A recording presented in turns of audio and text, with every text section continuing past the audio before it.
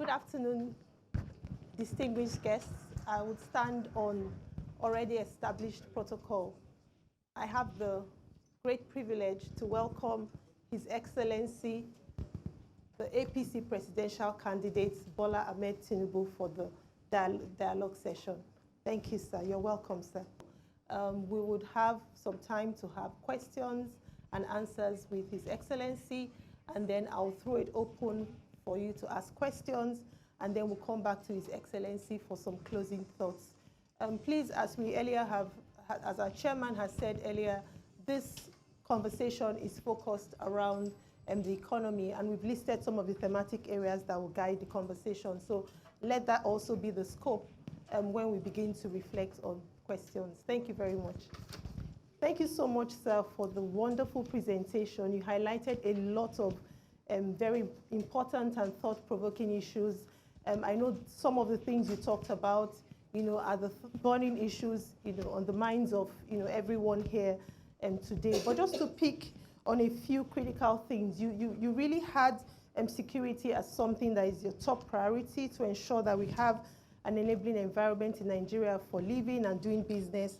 You talked about removal of the PMS subsidy, and then you also talked about the critical need for power sector reforms. So I'm just trying to, just as we open up this discussion, I want to find out in the first 100 to 200 days in office, what should citizens expect to see if you're elected as president, sir? Day one, hit the ground running. Day two, continue running. Day three, don't rest. Think and do. Select the best teams that will help build a better Nigeria. Teamship is crucially important. And giving the people opportunity to exercise their talents in turning the shape of the nation and retooling the mindset. Do we believe in ourselves? Or do we continue to make mouse migration? Definitely. The security challenge must be eliminated.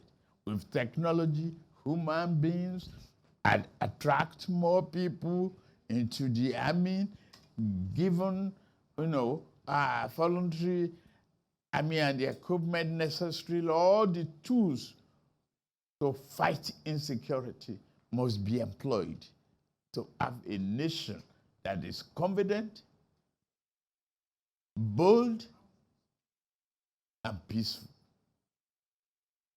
seeking prosperity for these people. And that's what we do. Thank you so much, Your Excellency. Thank you so much. Now, we like we have, has been highlighted, through the presentations today, the country has experienced, economic growth. Unfortunately, a lot of the growth that we have seen has not translated to improved living conditions for the average citizen.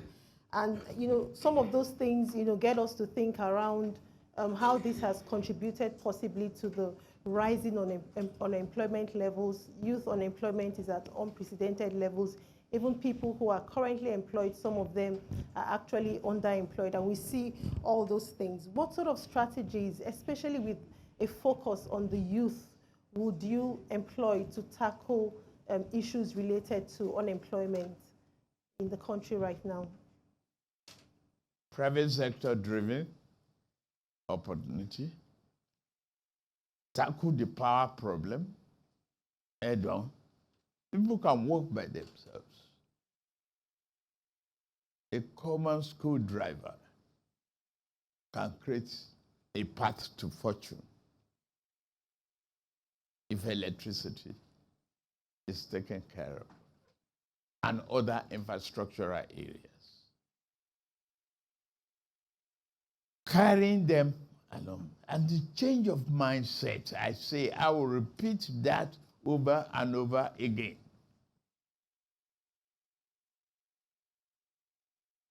Patriotic commitment, the conversion of negativity to a positive drive,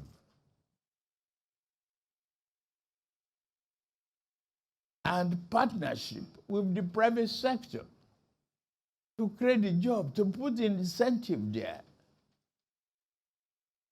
If you hire 500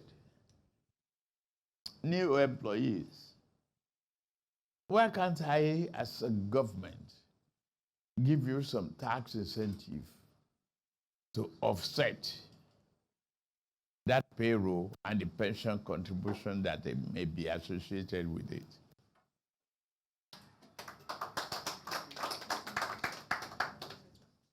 I don't want to sit here and reveal all my strategy. I'm the first speaker among the three of us running. So they will spy on me. So you will have a limited answer here today. Another day you can bring me back. But that's part of what I do. Okay, thank you so much, sir. Just going back a bit to the question, because we're looking at youth, we're looking at large numbers. What are your ideas around scaling, employment opportunities for this large population of young people who are currently unemployed? First of all, commodity exchange. Make farming more attractive. The youth that can operate AK-47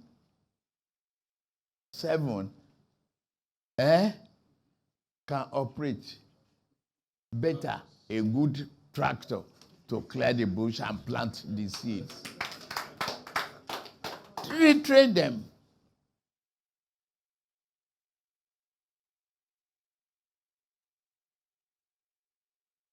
I will stop here. Thank you, sir. I don't want to give you a comprehensive plan that I have because others are coming. Thank you, sir. So the 2023 budget proposal suggests that borrowing would be the primary means of funding expenditure, the government budgets. And that brings some challenges that we also need to discuss, because currently projections exceed revenue expectations. What other revenue sources can you identify, Your Excellency? What sort of funding models can we expect from your government if elected to office borrowing? What sort of other funding mechanisms can we expect to use to fund our government budgets? I did it well, and I did it well, I'm proud, in Lagos. 600 million naira a month internally generated revenue. Today, 50 billion naira every month. I'm making it the 5th largest economy. Let's take one. I won't go to the rest. But right back to the revenue, your savings from oil subsidy. You have an increased revenue. You have a gap there, right? Right back. The opaque exchange rate.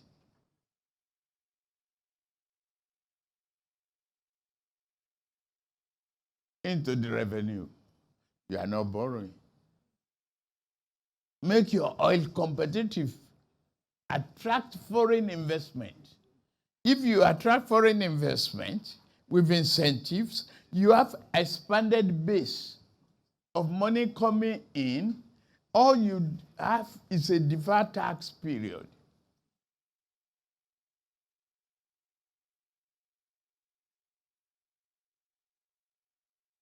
A creative mind is a fertile land for growth.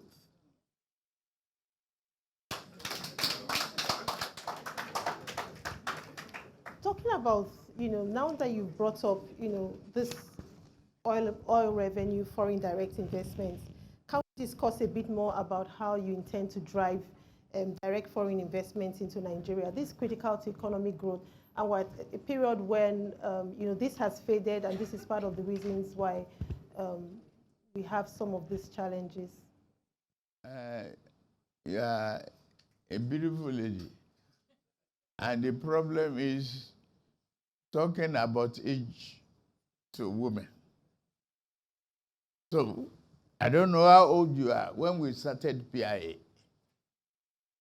Look at how many years it took us to conclude on it. No, you don't accept that. That is not growing a nation. Look at the bottleneck on the PIA itself. The one that we have right now. Untie the bottleneck. Make accelerated action. You have proposals you submit today, you must have a timeline for the approval of that project. If I know as an investor that I'm giving you this proposal and expected a return within the next 3-4 weeks, and I get it, it's calendarized, I will bring my money. The more money you have, the more comfortable you become.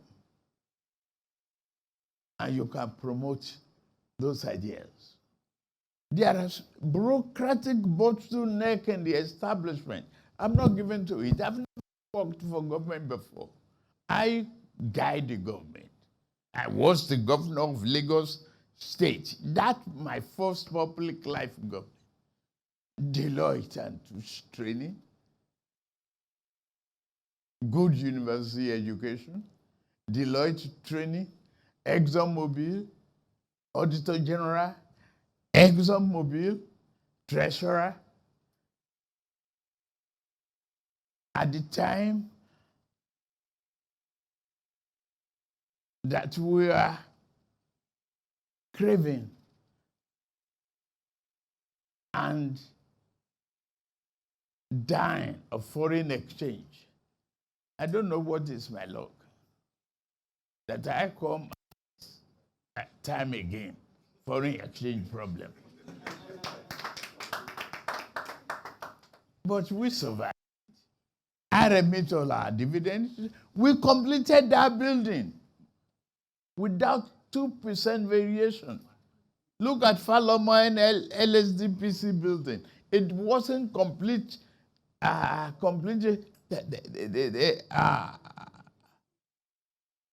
about 10 years later. And we started at the same time. Efficiency, transparency. I didn't receive from Julius Baja a notepad to say thank you. I didn't make any demand. I was not trading with treasury fund as a treasurer. Tunde Fashola was my lawyer then. He said, oh, what are you covering your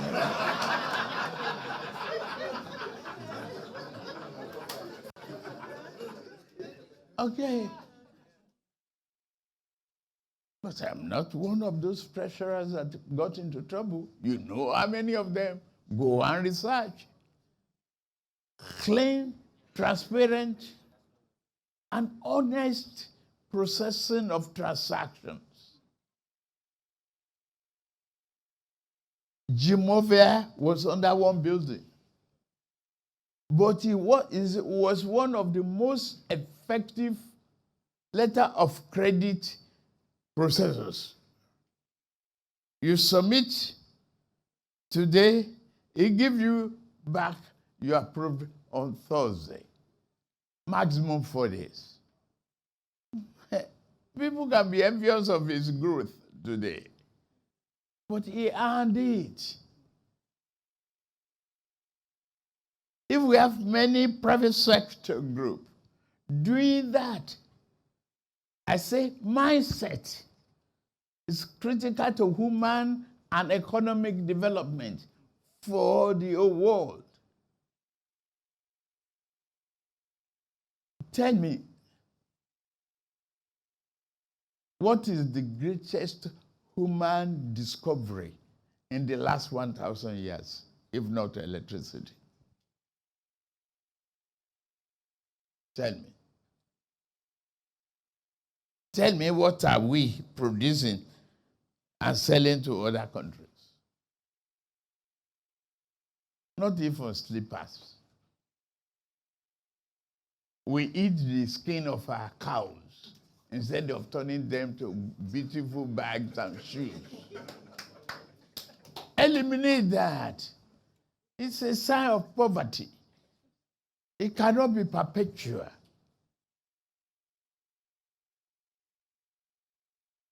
We work hard together, collaborate with private sector. You are all here.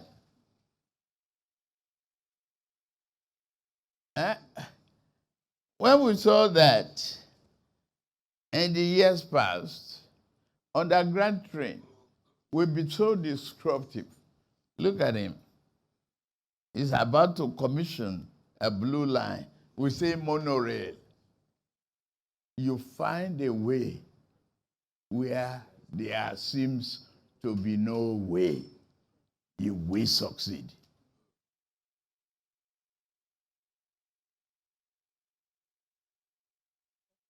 Thank you, Excellency. So continuing as a follow-up to this conversation, we're currently facing a fiscal pressure, and Nigeria is on the brink of a debt crisis. I know you've highlighted very critical points around foreign direct investments, domestic production, partnership, and with the private sector. But I just want to find out what your thoughts are around currently fiscal and monetary policy climate within the country, given the fact that we have right now an expansionary fiscal policy, tight monetary policy, which currently they're quite divergent, and we're not able to really make progress. So just to find out what your thoughts around this regarding fiscal and monetary policy. Let's go back to geometry. Basic geometry that we learned when we were all in secondary school. A parallel line, two lines that don't meet.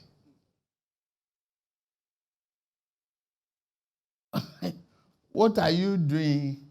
You are doing a convulsion by tying Ministry of Budget and Economic Planning with the Ministry of Finance. Separate the two.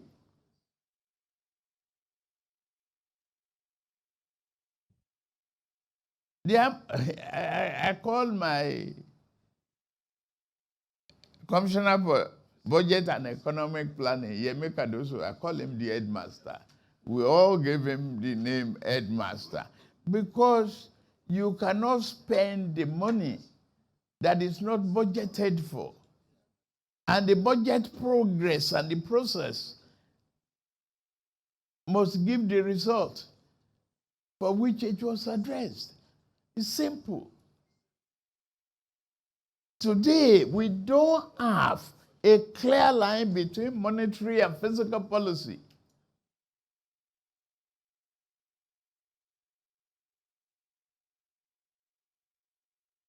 A blind man lost his dog. He's in trouble.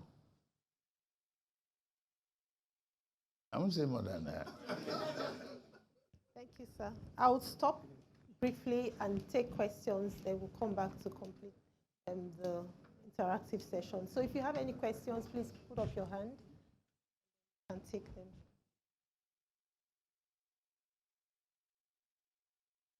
go first. Yes, so she goes first.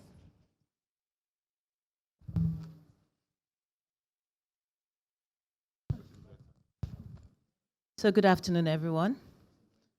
Standing on protocol. My name is Owen Omogiafo. I am the President Group CEO of Transcorp. It's a delight to be here today, and thank you, Dr. Jai, for the invitation.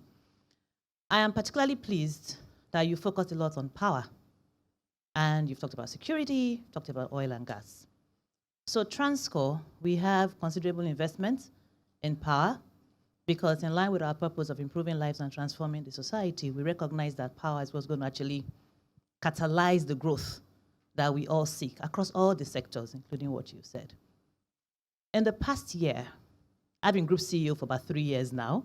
The past 6 months, thank you very much, sir. It was quite interesting because as we saw the challenges with the oil and gas sector, we've also been impacted.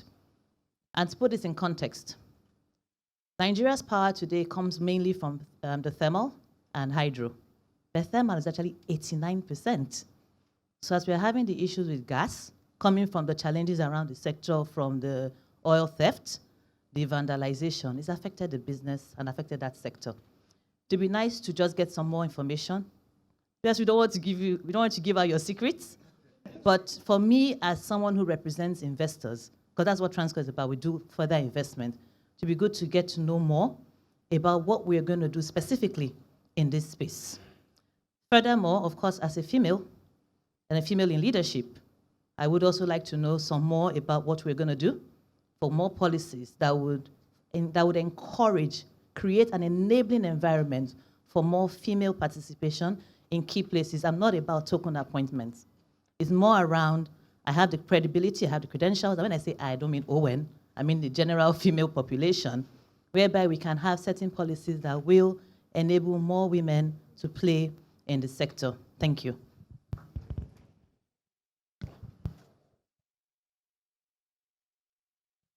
Thank you very much. The question of our oil sector, you will have identified the problems. Today, there's artificial intelligence, there's technology that can censor those areas of interventions, illegal interventions. Metering is another thing. Reform that is so critical. To me, having been in that industry before, I was the last person on the also condensate project. I separated it from OPEC countries. Amobu made profit. Why are we commingling? And what is the problem? That we are not today at a great advantage to compete with Russia on gas. Because we have not invested. We didn't put investment on long-term incentive to compete in Europe. Our gas is in the ground. It cannot turn to money until we push out there. What is the problem? Tax variations. The investors want lower taxes. I don't blame them. But I will grant you the lower taxes and take my deferred profit in the future. The deferred profit can be discounted. I'm turned to money today. As long as there's guarantee of no disruption and effective commitment to the sanctity of contract. Simple. I won't say more than that. I have a secret in my pocket. Women. These are up. Okay, up. Those are my advisors. So I'm living the life. And the young one, the Shem is there. Okay, Shem is there. It's only yesterday you were not prepared to make this trip. And I said, you must meet me in Lagos. Create the pathway. Please have your seat. Create the pathway. Encourage them. Put the incentive there. The recognition. Yes, our mothers and sisters of those days, they would like to stay home to take care of babies and everything. That's their problem then. Yes. I'm a man in the house. My wife went to the Senate. I was able to manage my life for consecutive 12 years. I carry briefcases for her sometimes. This is no fake. It is happening.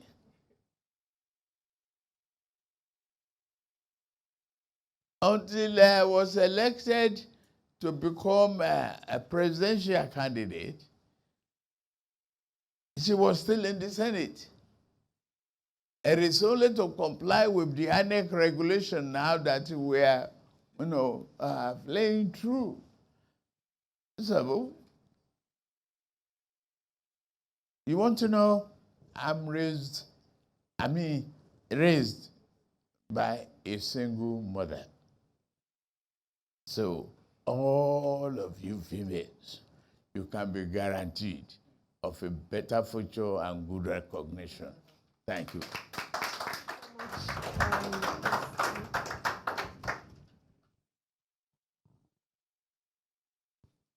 Good afternoon.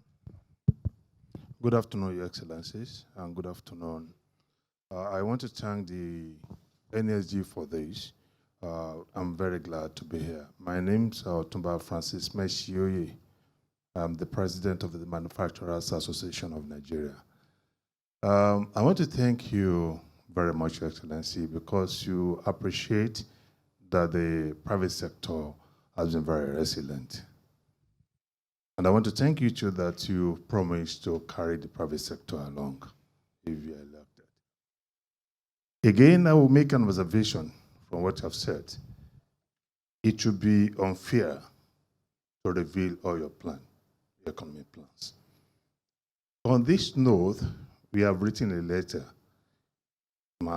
to economic management team to have a private engagement.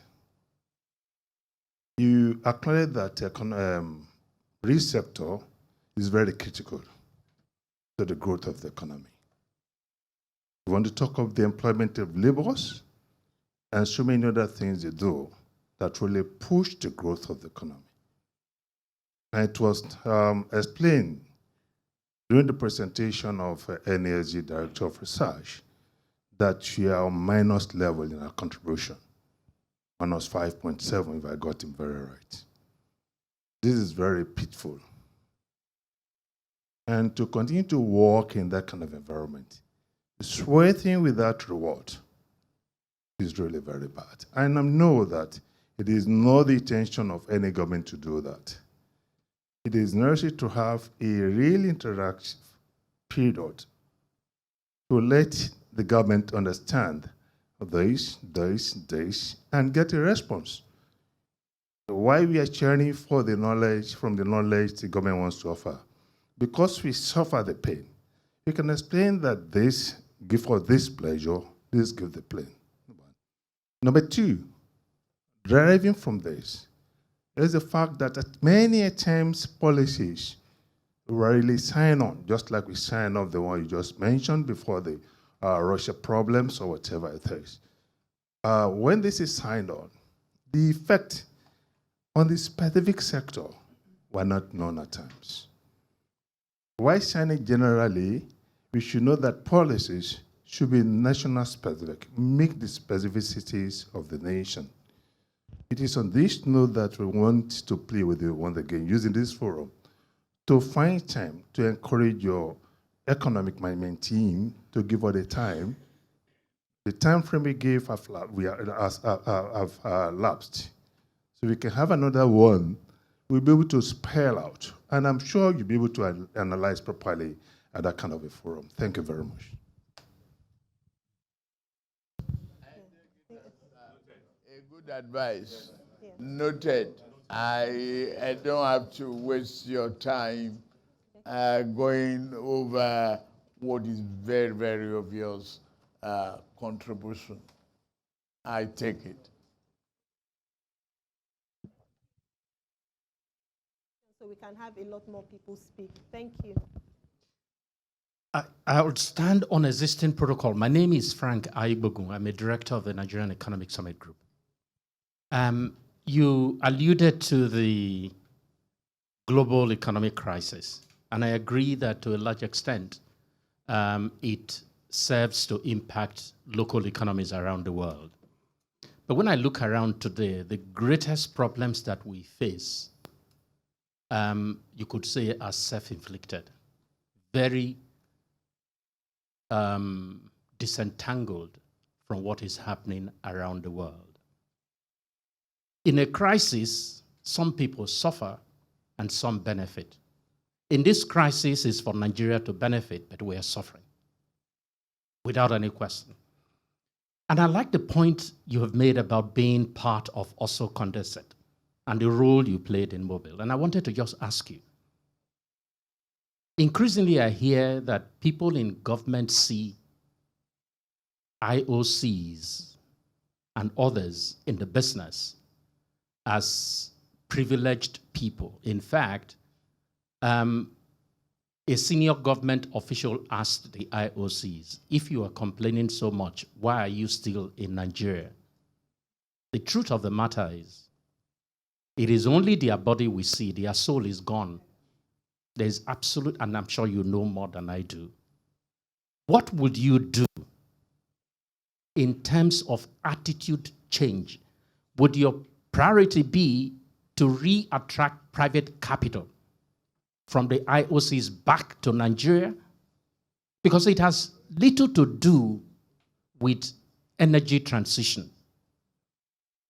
Those companies that are leaving Nigeria today, every day we see them set up operational base, sometimes in Africa, and if for gas, mostly in Guyana. So I ask, what would your attitude be to attracting investment from IOCs? And I'm talking about energy, and that's all I'm going to talk about. The other question would be, Olokola LNG and Brass LNG, I was told recently by a diplomat that if we had prosecuted both projects, today Nigeria would be earning $500 million weekly from exporting gas. What would be your attitude to that? Again, to energy. Nigeria has proven reserve of gas, 200 TCF. Russia has 300 TCF. So if you like, we are 66% of Russia. Russia earns $800 to $1 billion selling gas every day to its enemies in Europe, not friends. So we should be selling on a daily basis $600 million from gas. That has nothing to do with global crisis. It is a proper Nigerian failure. What would you do to turn around Nigeria's energy prospects? Thank you, sir. Compound question. Let me treat this in the best way possible. First of all, look at the stack of the model arrangement we had when there was oil and gas scarcity around the world. Isn't it? We were the king. Even our leaders boasted then that money is not a problem, it's only how to spend it. Now you are broke. Huh? So you own 60% of both the gas and the crude on the ground. 60% and you are not the operator. Why not take a critical look and evaluation of that? Could changes in ownership structure or shedding weight bring more revenue to you? These are questions. I don't want Mr. Selito to get my idea.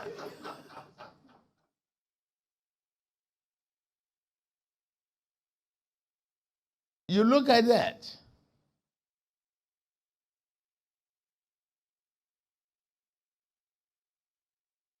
To catch the rabbit, you got to give a bait. What is taking them to Guyana? There's some incentive in it.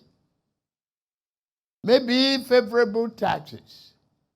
But instead of having to dig ground and build a city in Guyana, you already have the infrastructure to some extent here. So negotiate.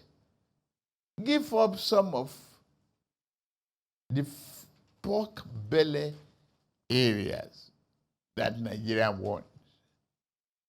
I'd rather have 40% and you keep 60. If on the long run, it will give me the necessary incentive and the revenue that I need for an accelerated growth and recovery. You find a way to change the formula. There are certain things I know I can't say now. I am the first speaker. But just take it. If you want an omelette, you got to break the egg. Thank you so much, sir. Thank you. Sorry, I can only take one last question, please. If you can just make it like 20 seconds, because we have to round up. Yeah. Yes. Mine is not a compound question. It's a very simple one, sir.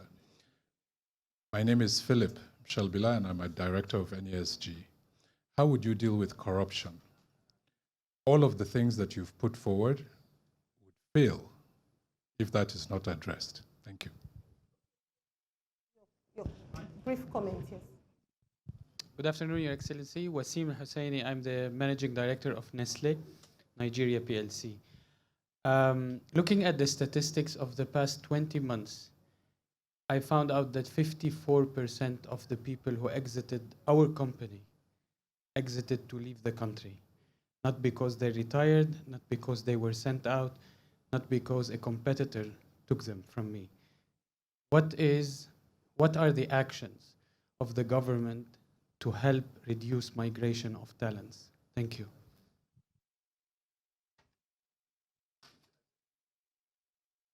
The one on corruption and By attracting investment. You know, I know what they're going to do. I've experienced it. I was a security guard. I was a student. Not that they are going for a white-collar job or blue-collar job and they are working in a comfort zone. I was a doorman. I was a security guard because I wanted, and I was going to school at the same time. Not all their paths are roses. I will discourage migration.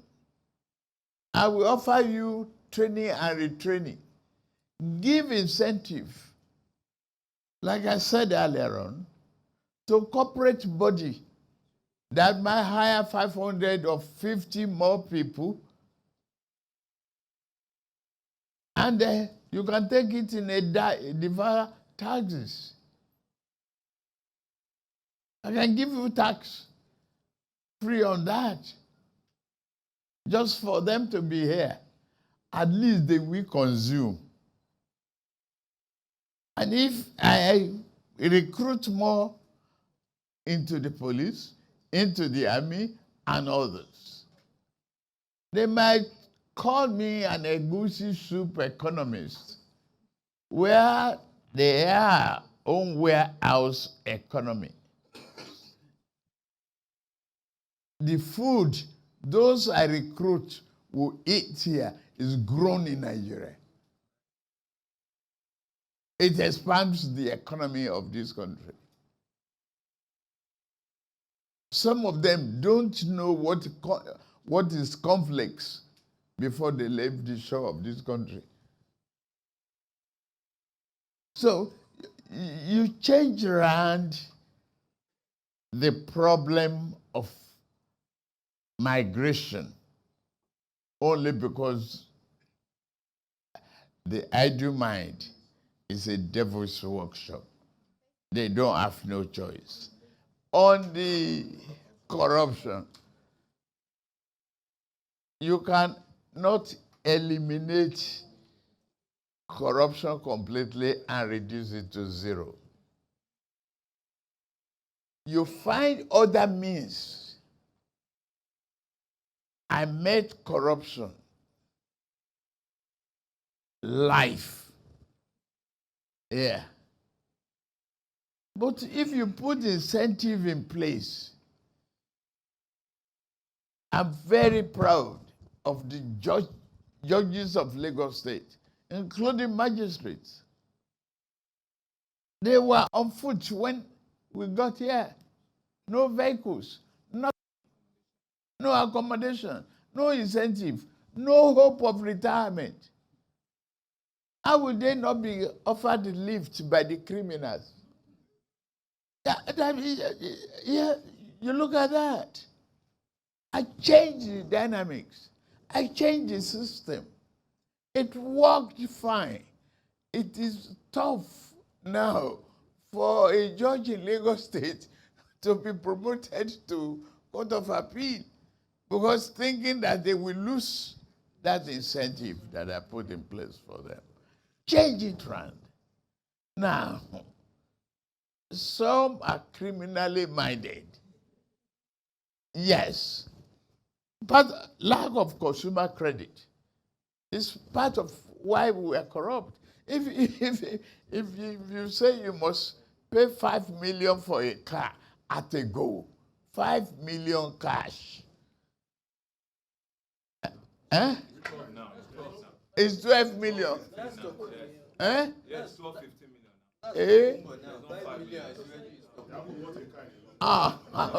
But in Kaduna, Chinese Tokumbo. Chinese Okumbo. Yes. Okay.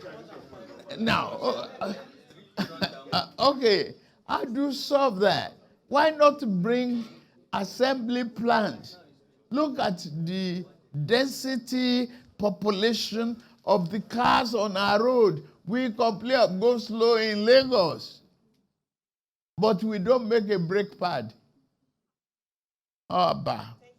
Let's find a way to change things around. Transformational government of a serious-minded leadership. You are corrupt, you're gone.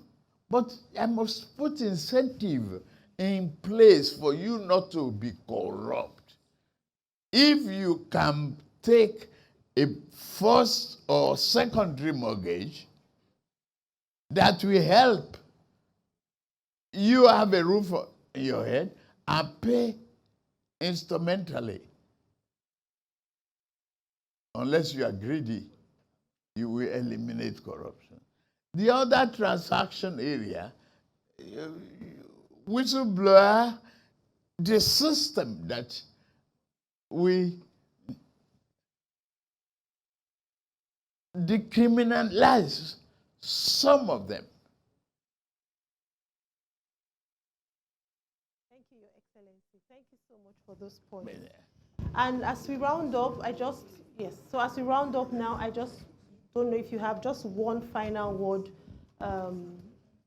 for everyone here regarding, what your thoughts are around, improving security when you come into office. Just a final word to close. Final word? Recruit more, decentralize more, community policing, pay them better, put incentive in place, guarantee their health, social welfare, health care scheme. Thank you. Thank you very much. Thank you so much. Thank you so much. We've come to the end of this session. Thank you, everyone. Thank you. Thank you very much, sir, for your time.